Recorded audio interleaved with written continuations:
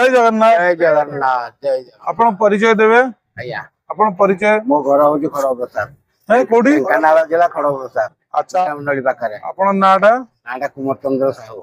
ଆଚ୍ଛା, କେବେ ଆସିଲେ ଏଇଠୁ? ଆଜି ଆମେ କାଲି ରାତି 11ଟାରୁ ବାହାରିଛୁ ଘରୁ। ଦର୍ଶନ କଲେଣି ଜଗନ୍ନାଥଙ୍କୁ? ଆଜ୍ଞା, ହଁ ଦର୍ଶନ ବାସନ କରି ଦର୍ଶନ କଲା ପରେ କୋଉ ଦିଅ ଦେବତା ଗଲେ? ଖାଲି ଜଗନ୍ନାଥଙ୍କୁ? ନାଇଁ ପାର୍ଶ୍ୱ ଦେବା ଦେବୀ ସବୁ?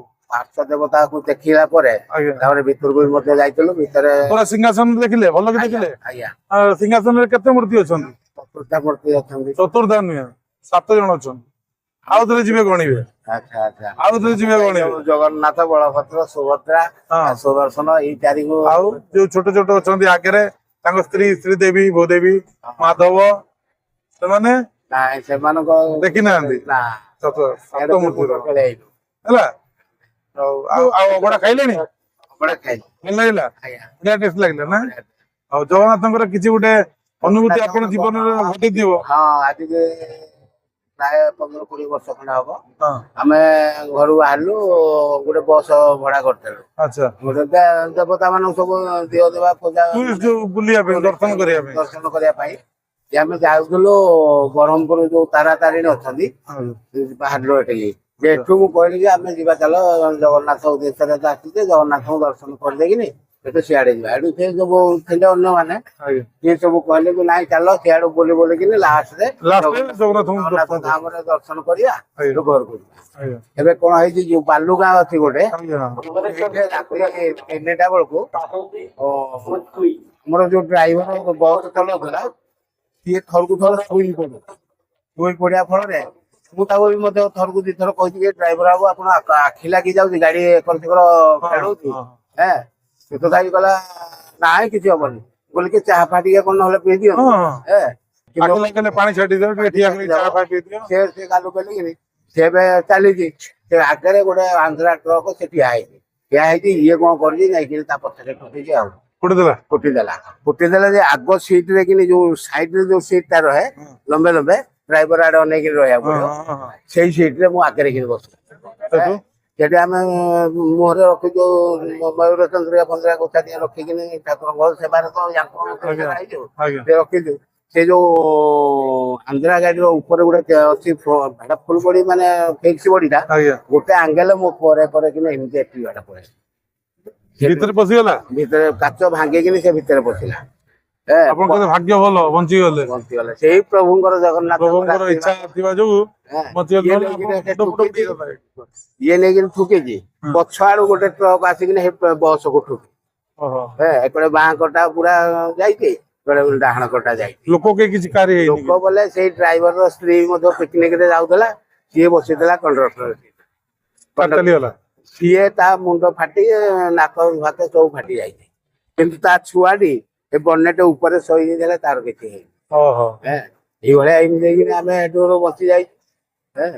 ତାଙ୍କର ଇଚ୍ଛା, ମହାପ୍ରଭୁଙ୍କ ଇଚ୍ଛା, ତାଙ୍କର ଇଚ୍ଛା ଥିଲେ ମାରିବେ, ସେ ତାରିବେ। ଆଉ ଏବେ ଆମର ଇଏ ହଉଛନ୍ତି, ମାନେ ଆମ ଯୋଉ ଜଗନ୍ନାଥ ମନ୍ଦିର ଟିକେ କରିଛୁ, ସେଥିରେ ଇଏ ମେନ୍ ପୂଜକ କରନ୍ତି, ନିଜେ ବୈଷ୍ଣବୀ ଦୀକ୍ଷା। ଇଏ ଥରେ କଣ ହେଇଛି, ଜଗନ୍ନାଥଙ୍କର ଏଇ ଯୋଉ ଦୋଳ ପୂର୍ଣ୍ଣମୀ ଆମ୍ବ, ଛୋଟ ଆମ୍ବ ଲାଗେ, ଇଏ ଛୋଟ ଆମ୍ବ, ଇଏ ଆଉ ଆମ୍ବ ମିଳିଲାନି। ପଣ୍ଡିତ ଯିଏ, ହଁ, ଆମ୍ବ ଯେମିତି ନ ମିଳିଲା, ଇଏ ଆଉ ଆମ୍ବ ଫାମ୍ବ କିଛି ଲଗେଇଲେନି। କହିଲେ ହଁ କୋଉଟେ ମିଳିଲେ ନହେଲେ 2-4 ଦିନ ପରେ ଲଗେଇଦବା ଆଉ। ଲଗେଇଦବା ବୋଲି ଏପରି ହେଳାରେ ରହିଗଲେ। 6-7 ଦିନ ଖଣ୍ଡେ ଯାଇଛି, ଜଗନ୍ନାଥ ଆସିଲେ ମୋ ପାଖକୁ ଆଉ। ସ୍ୱପ୍ନରେ ଆସିଲେ ବୋଲି ମୁଁ ତାଙ୍କୁ ମୁଣ୍ଡେଇକିନି ଗାଁରେ କଣ ଏଇଠୁ ଖଣ୍ଡେ ବାଟ କୀର୍ତ୍ତନ ଚାଲିଛି, କୁଆଡେ 2 ମିନିଟ ଖଣ୍ଡେ ଯାଇନି, କୀର୍ତ୍ତନ ବାଲା ଆଉ କେହି ନାହାନ୍ତି। ମୁଁ କାନ୍ଦୁଛି, ଭୋଗ କାନ୍ଦୁଛି ଯେ ପ୍ରଭୁ ତମେ ମୁଁ କଣ ଭୁଲ କଲି, ଆଉ ତମେ ପଳେଇ ଯାଉଛ କହିବା ଦ୍ୱାରା ସିଏ କହିଲେ ତୁ ଭୁଲ କିଛି କରିନୁ, ତୁ କାଲି ସକାଳେ ଆମ୍ବ 6ଟି, କଦଳୀ 6ଟି ମତେ ଦବୁ। ମୁଁ ଚିନ୍ତା କରିନେଲି, ମୁଁ ଟିକେ ଭାଗି ଲୋକ, ମୁଁ ଚିନ୍ତା କରିନେଲି 6ଟା ଆମ୍ବ ମାନେ କେଜିଟେ ହବ, ସିଏ ତ 60-70 ଟଙ୍କା କେଜିଟା ନବ। ମୁଁ ଏଠୁ କଣ କଲି, ଏଇ ଯୋଉ 5 ଟଙ୍କା ଥିଲା ସେତେବେଳେ ଦେଇକିନି 6ଟି କଦଳୀ ଆଣିକିନି ଡାଲାରେ ଆମର ସେଇ ମନ୍ଦିର ଭିତରେ ରଖିଦେଇଛି। ୟା ପାଖକୁ ଗଲି 10ଟା-11ଟା ବେଳକୁ, ମୁଁ କହିଲି ଆରେ ମୋ ଭାଗ ମୁଁ ଦେଇଦେଇଛି, କିନ୍ତୁ ତୋ ଭାଗ ତୁ ଦବୁ ଆଉ। କହିଲା କଣ ମୋ ଭାଗ? ନା ମୁଁ କହିଲି ଜଗନ୍ନାଥ କହିଛନ୍ତି 6ଟି ଆମ୍ବ ତୁ ଦବୁ। ସିଆଡୁ ଘିଟିକିନି ତ କହିଲେ ହୋ ଆମେ ତ ପୂର୍ଣ୍ଣମାକୁ ଆମ୍ବ ଲଗେଇନା ଆଉ ଚମୁକି ପଡିଲା ଯଦିଓ ମୁଁ କହିଲି ଠିକ ଅଛି ଏଇ କଷି ଆମ୍ବ କି ନା ହଁ ଗୋଟେ କଷି ଆମ୍ବ ହେଲେ ଆଉ ତୋ ଭାଗ କଣ ମୁଁ ତ ବିଲ ବାରିଆଡେ ବୋଲି ହଁ। ଧରିକିନି ପଳେଇ ଆସିବି ପାଇଯିବି ହଁ।